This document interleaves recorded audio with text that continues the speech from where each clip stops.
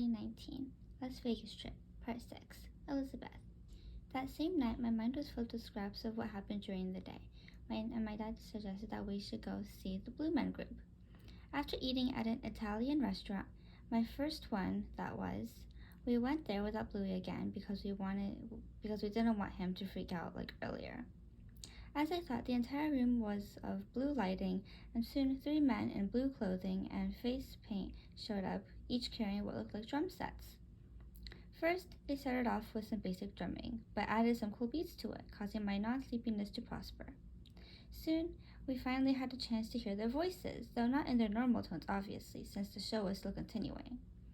The dance moves were also perfectly in sync, as if they were robots. It was also mesmerizing to watch and enjoy, and the grand finale was the cascade of toilet paper rolling from a hidden chamber. Bluey will definitely love this. We took some home for him to chew on, and when I was about to get drowsy, he did it and chewed on it, either gratefully or selfishly. I couldn't pick. Although he couldn't actively participate in this, he still got the aftermath of it. I do hope tomorrow will be this day, though. Bluey. Let's go see the Blue Man Group show, Elizabeth's dad exclaimed.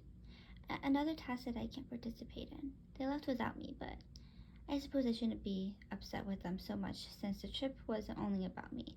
In addition, at Circus, it was tumultuous. I made my way to my food and ate it in silence. Kitty pipe, bird? No, Bluey. Be nice, okay? I muttered to myself. Chirp, chirp, chirp, chirp. Bluey, turn around. Hello, bird, Bluey, Regina, Bluey, Bluey.